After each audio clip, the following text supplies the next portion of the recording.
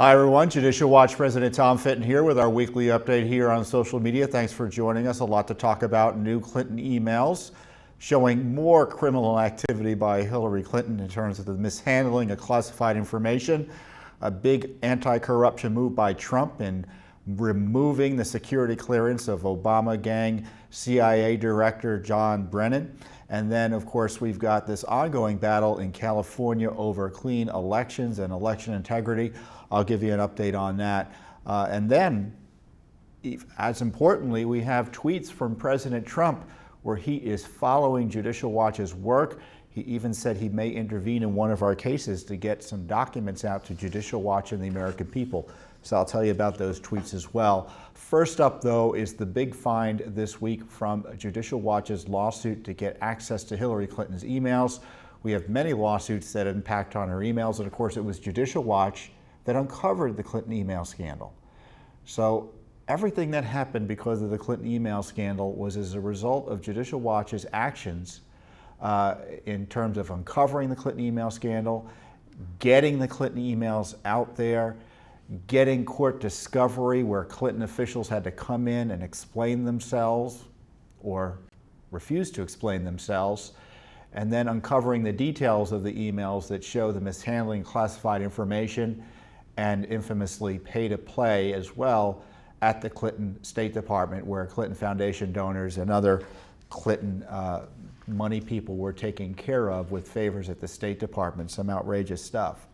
So Hillary Clinton, as you may recall, had 60+ thousand emails on her system, her non-governmental system, where she was conducting all of her government business in absolute violation of the law.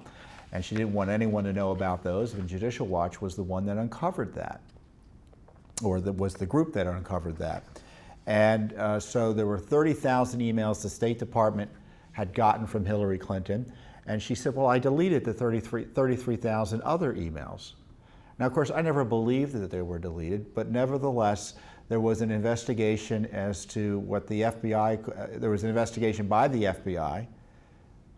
They didn't want to prosecute her, but at least they went through the motions of trying to find the emails that she says she deleted.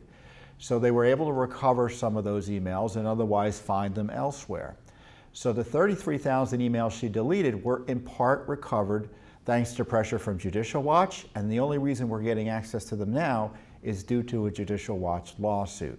And that lawsuit has resulted in the release of records and Clinton email records that she tried to delete or otherwise hide.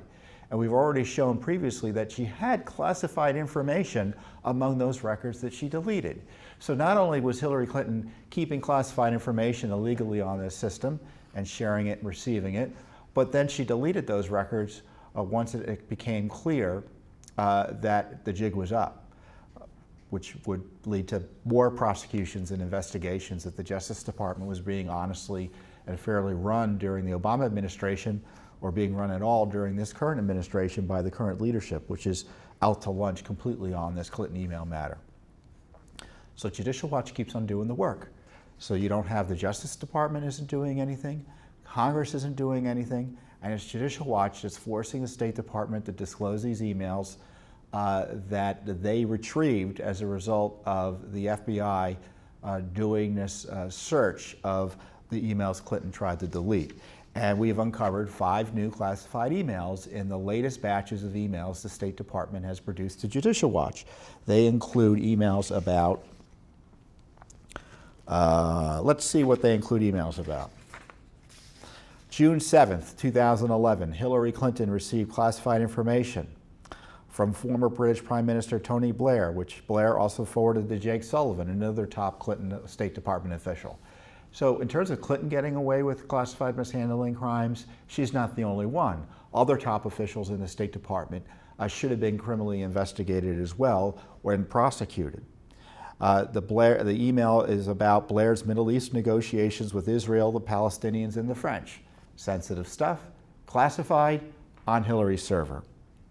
June 26, 2010, Clinton's Deputy Chief of Staff, Jake Sullivan again, sent classified information via his unsecure BlackBerry to Yuma Abedin's State Department's email account that he's earlier sent to Clinton and Abedin's non-ClintonEmail.com account. So he was sending classified information all over the place. contrary to the regulations and to law. And those, again, those emails were about UK negotiations on the situation in Northern Ireland.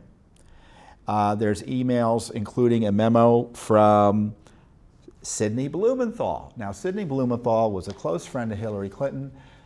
Sidney worked for her in the Clinton White House, and he's just a terrible political operative. He was so distasteful a political operative that even the Obama White House didn't want him in the State Department.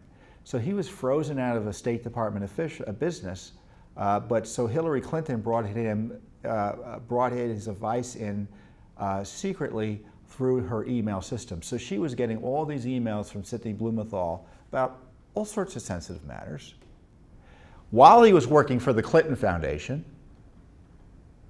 so yes, the Clinton Foundation was providing advice through Sidney Blumenthal to Hillary Clinton on business matters of state. So think about that. And in this case, Blumenthal is sending classified confidential information, and by confidential, that's the level of classification, about Kyrgyzstan, sensitive country, former Soviet bloc country. A June 26, 2010 email. Again, Jake Sullivan. Contains a call sheet that Clinton received prior to placing a call on Northern Ireland political issues.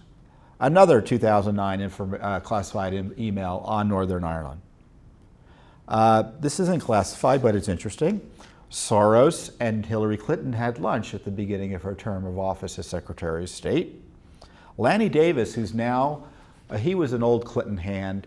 His job was to defend the Clintons as a White House lawyer on impeachment and from the scandal investigations about their shady foreign fundraising. Yes, shady foreign fundraising. They were getting money from China and all over the place to win elections. So he sends, and Lanny is now the lawyer for Michael Cohen, President Trump's former lawyer. And he sends an email saying that, "I swear you look younger and better every time I see you. Good night, dear Hillary, Lanny." This guy is now representing the president's former lawyer. It's incredible. And so these classified emails that Judicial Watch has uncovered, that Justice Department refuses to act on this far, and that Congress is completely out to lunch on. And so this is the problem we have. Why hasn't the Justice Department taking any serious criminal investigative action against Hillary Clinton? We now know that the IG report has shown, and certainly the other public information that's out there, has shown that Director Comey, then FBI Director, Loretta Lynch, Peter Strzok, they were all pro-Hillary. They all hated Trump, and we all know they rigged the Clinton email investigation to result in no prosecution. In fact, it wasn't even a serious investigation at all. And Comey and Lynch came up with this interpretation for mishandling classified information that had nothing to do with the law. So they defined the law as requiring intent to mishandle classified information, when in fact it didn't require intent. But there was plenty of intent in terms of what Hillary Clinton did anyway. So, but why is this Justice Department not doing anything? We know the last investigation was corrupted. Why isn't the Sessions Justice Department prosecuting Hillary Clinton over her email crimes? Are they going to ratify? Are they going to say, do they believe that, and are they ratifying Comey and Lynch's approach to handling classified information? Recall, some of the classified information on Hillary Clinton's email server, again, non-secure, was of the highest security level. It was compartmentalized, secure information. Top secret. 22 instances of that. And now we have other information exposed by Louis Gohmert, the congressman from Texas, that the emails of Hillary Clinton were simultaneously being sent to a foreign power other than Russia. She could bet foreign actors knew her system was compromised. and I don't think I've talked about this on the weekly update before, but I think it's worth talking about with you now. You know, Judicial Watch went to the FBI in 2016 with information that we uncovered that suggested the Russians had compromised her server. We had hired someone to investigate whether the Clinton emails were on the dark web, basically a publicly available part of the internet that you normally don't access. And we found the following, the vendor found the following that we used. It was likely well, we kind of know Blumenthal's emails were hacked, and indirectly Hillary's emails were hacked because Blumenthal was in regular communication, including with classified information with Blumenthal. And secondly, we found a document that looked to be classified. It wasn't marked classified, but can't classify documents, but it looked pretty sensitive, that looked like it came from Clinton's server. And it was partly in Russian. It had to do with terrorism. And the indications were, therefore, that that document had been hacked from her server. Now, we went to the FBI. Our guy met with them for 4 hours. The meeting initially was set up through, guess who? Peter Strzok. Now, Strzok wasn't at the meeting, interestingly, even though he set up the meeting. He sent 2 of his underlings there. And they never did anything with that information. They never did anything with that information. We know it happened just a few weeks before James Comey's email press conference, where he exonerated or said Hillary shouldn't be prosecuted. And given the volume of information we shared with the FBI, we knew there was no way they had fairly evaluated that before Comey's press conference. So Judicial Watch had alerted the FBI to a potential breach of Hillary Clinton's servers by, it looks like, Russian interest in 2016. They never did anything with it. And there's classified information on her system, and it's being released to Judicial Watch. It wouldn't be uncovered but for our efforts here. And this Justice Department is AWOL on it. And I think we need to ask General Sessions, Rod Rosenstein. I don't know if Sessions is recused from this or not.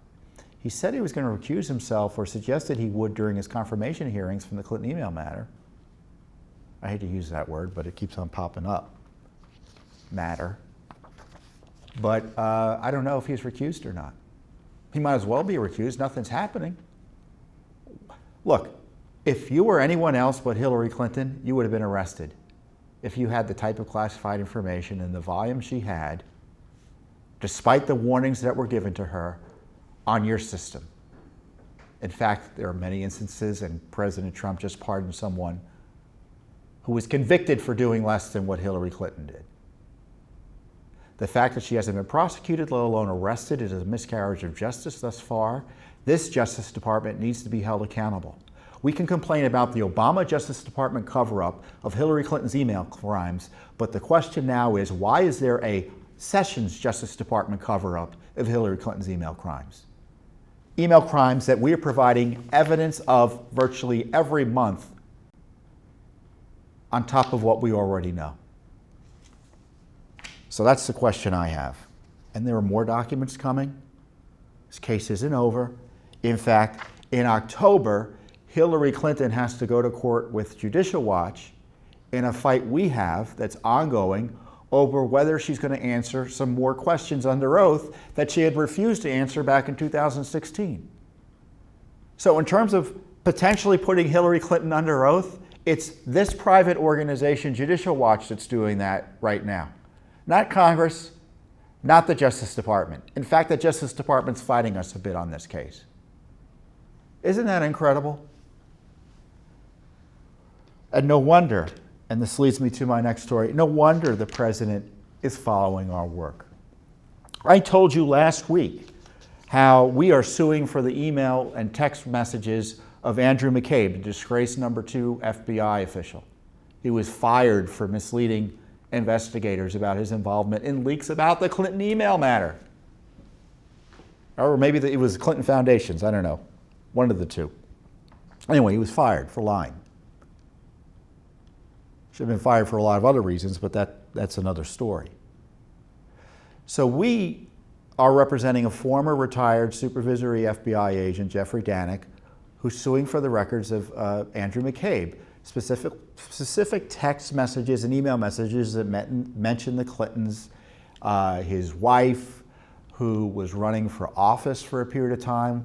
She received money from the Clinton gang, Terry McCullough specifically, to run for office, which raised issues about his conflicts of interest in handling not only a criminal investigation into McCullough, Virginia governor, who was under criminal investigation. I wonder what ever happened in that criminal investigation. But he was involved in the Clinton email investigation as head of the Washington field office, and he was running it as number 2 at the FBI. Never accused himself until judicial. Well, actually, he did. He did it secretly until a week before the election. And how do we know that? A Judicial Watch lawsuit that we uncovered the FOIA information for. So anyway, we want more information on what Andrew McCabe was up to. We suspect the text messages will be exciting and illustrative of what he was doing. That's why we asked.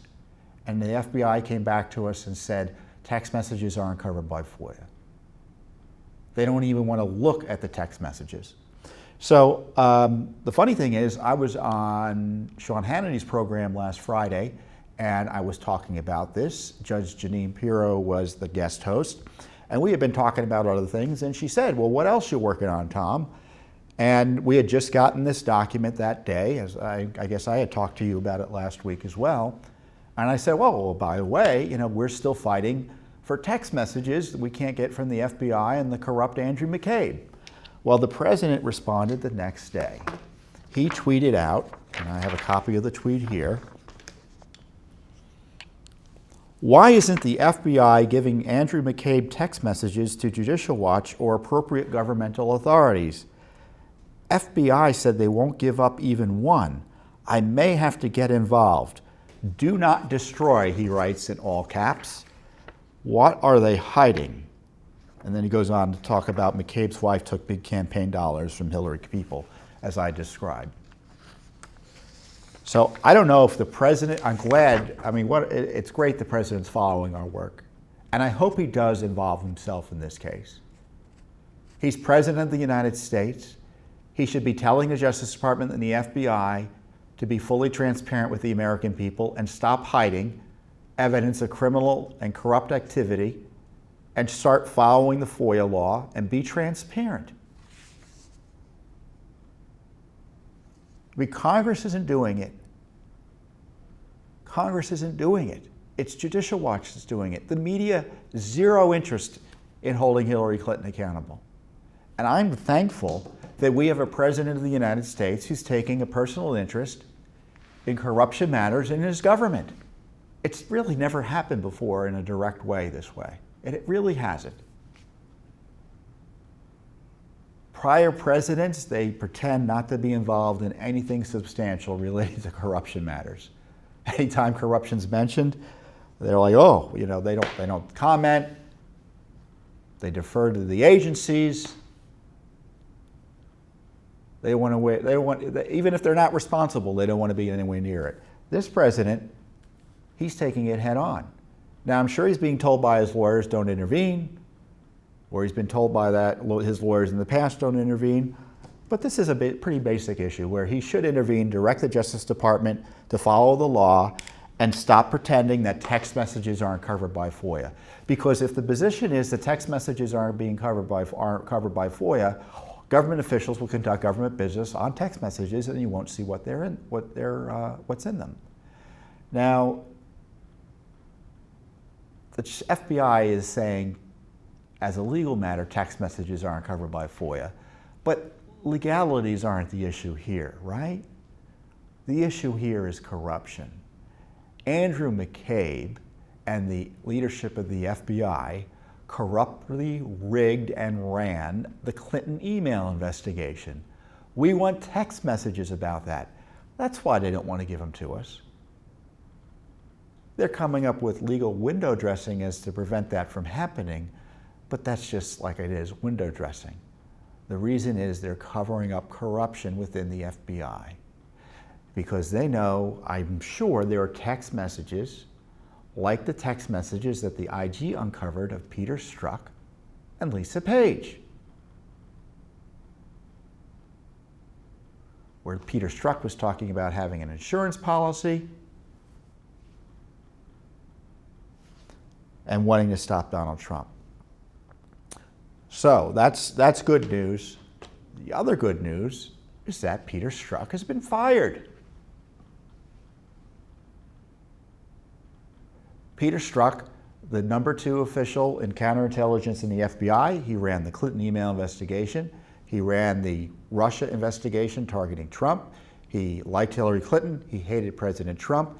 He sent text messages suggesting he was conducting criminal investigations targeting the president for political reasons. The IG report confirmed that. He testified, tried to talk around his text messages. It was incomprehensible what he was saying. It was obviously, he wrote what he wrote.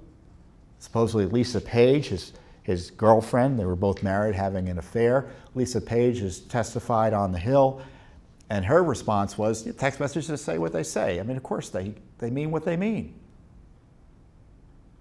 So when Strzok wrote, we have to stop him, we're going to stop him, he wasn't talking about the American people in general. He was talking about we at the FBI. The insurance policy, I'm not sure what that means, but you can bet it meant the Russia investigation. The dossier, the DNC dossier. So Strzok was fired. It's about time. And this is the corruption involved in the FBI. He almost wasn't fired because the initial analysis by the deep state bureaucrats resulted the recommendation to the deputy director of the FBI, the new deputy director, Rodwich I think his name is, was a demotion and a 60-day suspension. So he, according to the FBI bureaucrats, should have been allowed to continue to work. Well, thankfully, the deputy director said no, he's fired.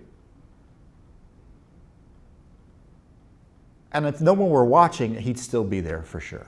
And it's only from pressure from Congress, from Judicial Watch, and you, the American people, that Strzok has been fired. There's been some measure of accountability.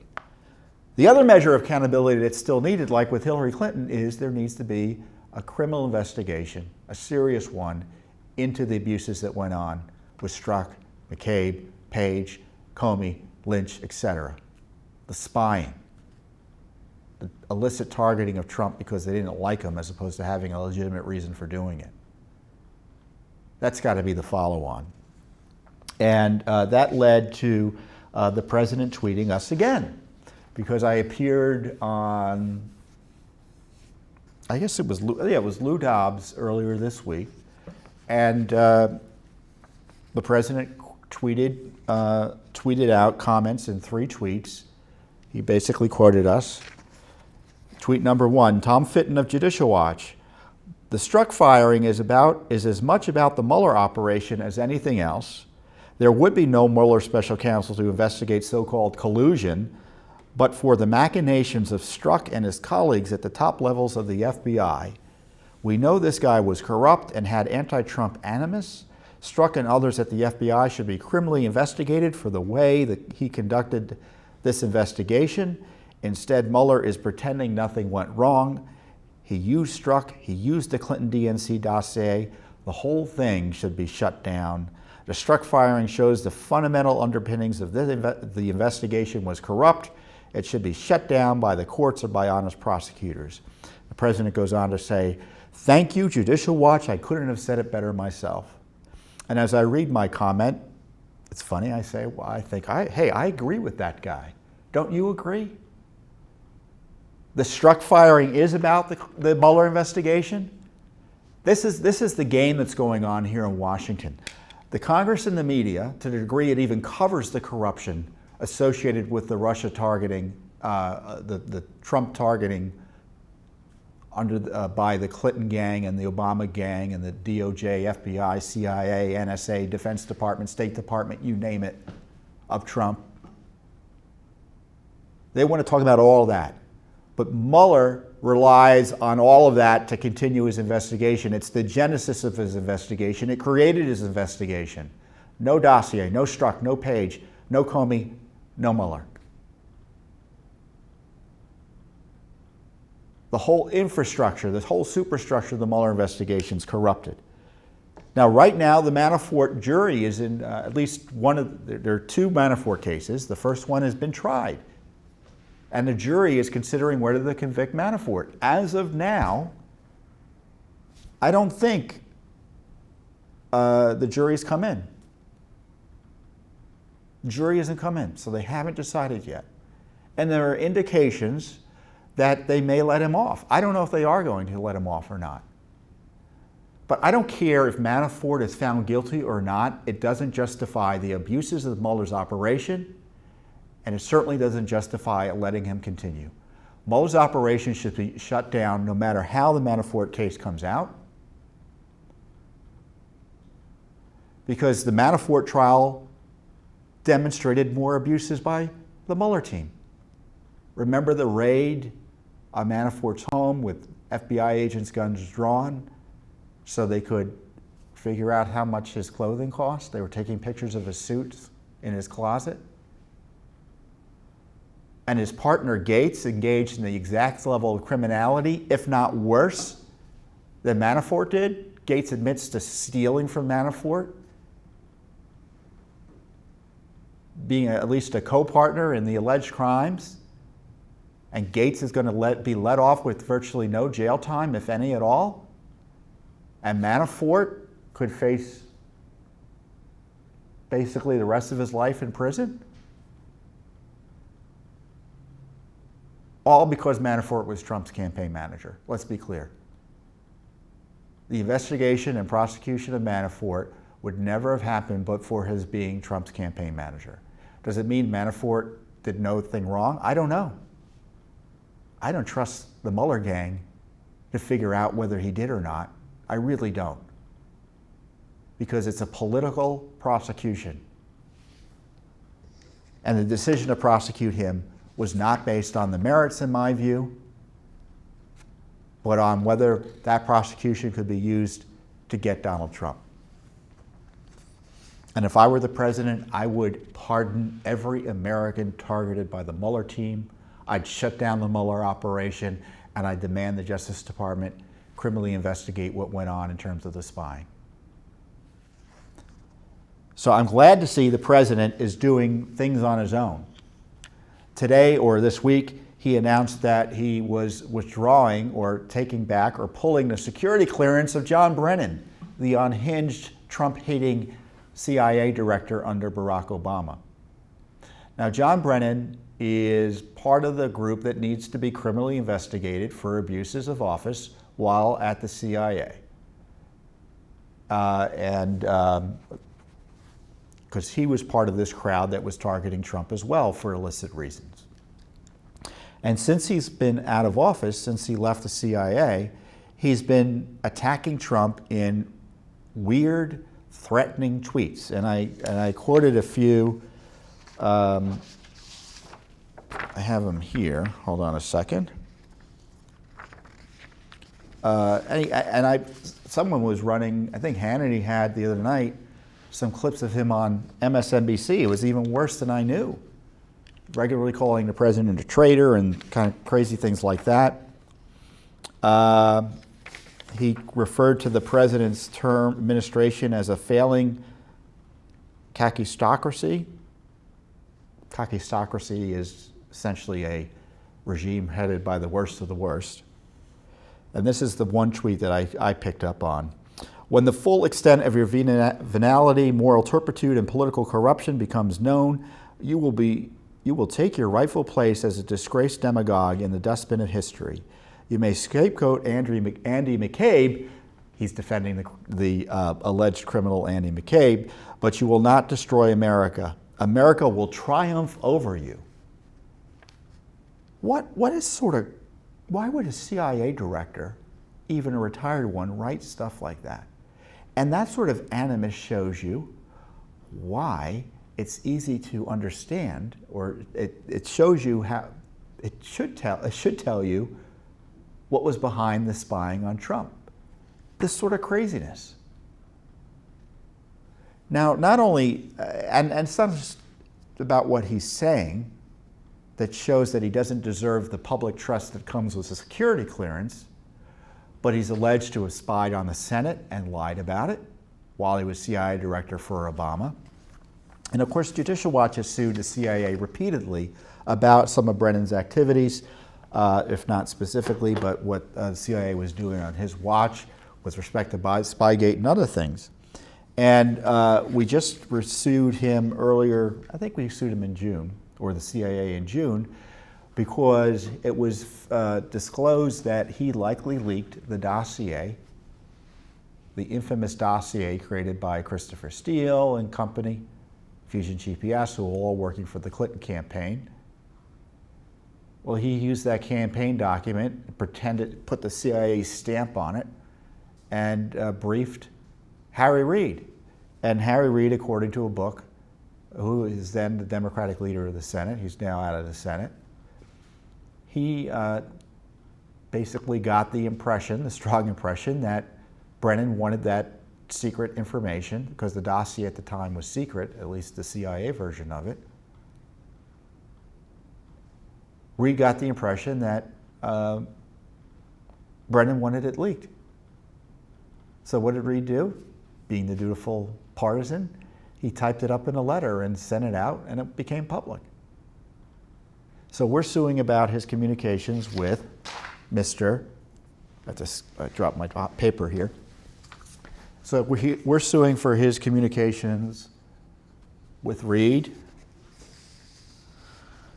We're suing for basically collusion with the Democrats in the Senate to get after Trump through leaking this dossier. So I am so glad and proud that the president removed Brennan's security clearance. Now, the president also announced to the White House that he is considering removing the security clearance of Bruce Orr. I think he's the only one still working in the government. Sally Yates, Susan Rice, Peter Strzok. Yes, the fired Peter Strzok. Does he still have a security clearance? Looks like he might. Comey, people like that. Now let me tell you about the security clearance scam. The deep staters are all aghast that the president removed Brennan's security clearance. Brennan doesn't deserve a security clearance. It's a privilege. It can be removed any time. Anytime there's credible, derogatory information, you can have your security clearance removed. And why does he need it? If you're a government contractor that needs access to classified information, you should get a security clearance. If you work for the government, you should get a security clearance. But the idea that top-level government officials get to retain their security clearance as a courtesy is the definition of swamp corruption. To say the phrase courtesy security clearance is to refute it. It's inherently corrupt. I tell you, he should, as a matter of course, say, you know what, you leave government, we may need you to keep your security clearance if you're a high-level government official in case we need to touch base with you about something specific for a month or two. Otherwise, it ends. The only reason people like John Brennan keep security clearances as courtesies, it's like a title. They get to use it to burnish their resumes and add value to their advice, meaning make money. You, the American people, don't benefit from it. And when Brennan has a security clearance and he's out there calling the president a traitor, it makes it look like he has classified information he's basing that on. That's why these folks are invited on TV, in part because of their connections, because of the idea they've got security clearances.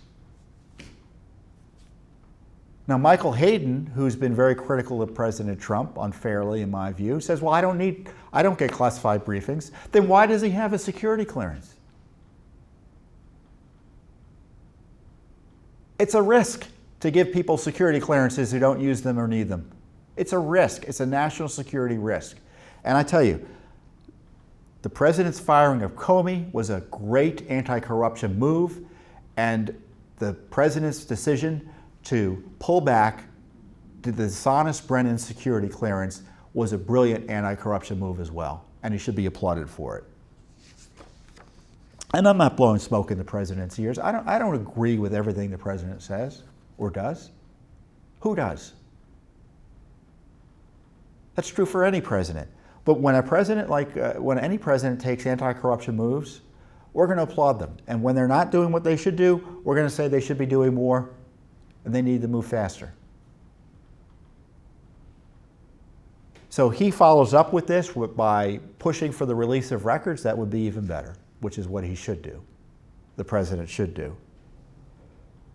But it's good for the country that Brennan no longer has a national security clearance. The fact that he did was a risk to national security.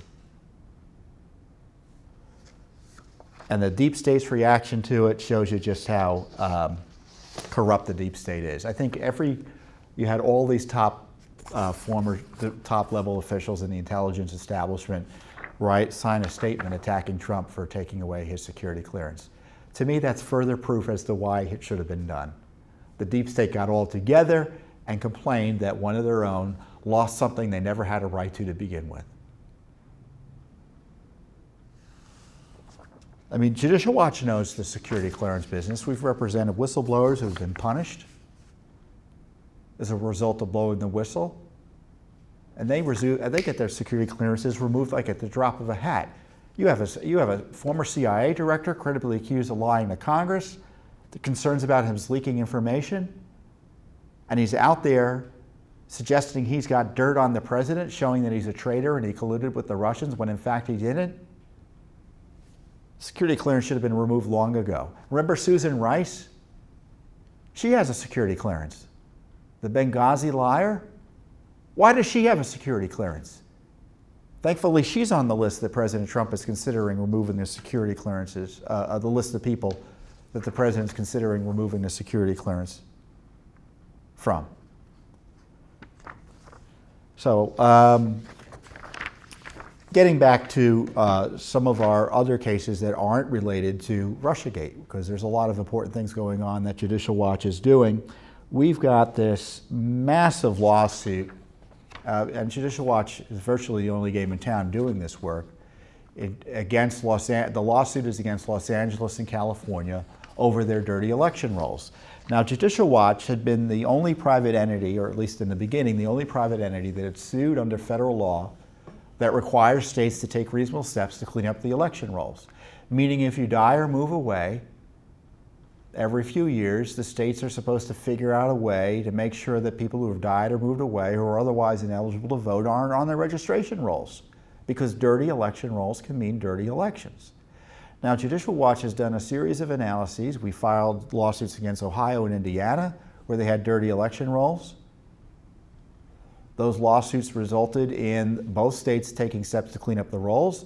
In fact, the settlement in the Ohio case was up before the Supreme Court because the left objected to the Ohio taking one minor step to clean up the rolls, and the Supreme Court validated it.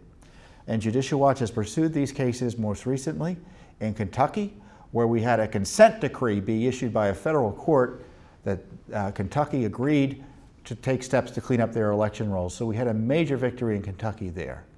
But we have a major case that continues against Los Angeles and California. And how do you know if someone's dirty election rolls are dirty? Well, if they have more people on the rolls than are eligible to vote, it's a pretty good indication they're not taking reasonable steps to clean up their election rolls. And again, it's Judicial Watch that's doing the work.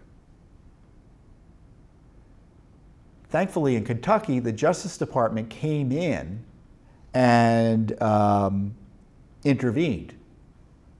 That was the first time, because of the Obama administration, they were AWOL on that, because the left, the professional left, likes the ability to be able to steal elections, and the Obama Justice Department was an arm of the professional left. In fact, the Justice Department still is an arm of the professional left, but for a few political appointees put in there by Trump, they try to guide it in different directions now and again. like in the Kentucky case. If left to their own devices, the bureaucrats in the Justice Department, the lawyers there, the career lawyers, would never enforce the rule of law on clean elections. So credit to Jeff Sessions and the Justice Department for stepping up here. But Judicial Watch is in a battle in Los Angeles and California, because California has 11 of 58 California counties have a registration rates exceeding 100% of the age-eligible citizenry. Los Angeles County has more voter registrations on its voter rolls than it has citizens who are old enough to register. Specifically, they have 112% of its adult citizen population on its registration rolls. So what's going on in California is they never remove you from your the rolls. You can die, move away, you never vote. They don't remove you. They just call you. They just call you. I forget the phrase they use. Inactive. Excuse me. You would think I'd know that word easily, but they call you inactive voters. But being inactive keeps you on the registration rolls in the sense that you can show up and vote. You can imagine how that's a recipe for fraud, because anyone who knows anyone who's inactive, they can vote in their name. That's the danger. Dirty voting rolls can mean dirty elections.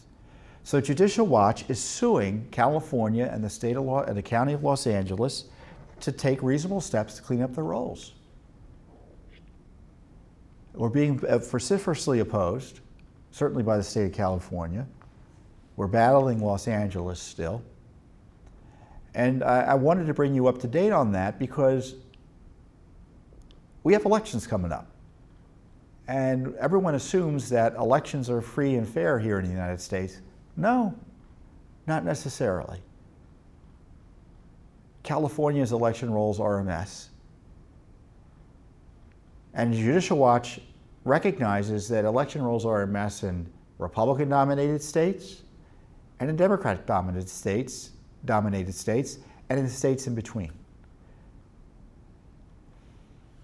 Our lawyers are going to be working hard over the next 2 weeks, so I ask that you send your prayers their way and support otherwise Judicial Watch's efforts here with your financial support, of course.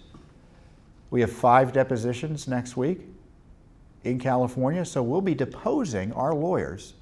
Our Judicial Watch attorneys will be deposing top state election officials of California next week. And then soon after that, we have another group of depositions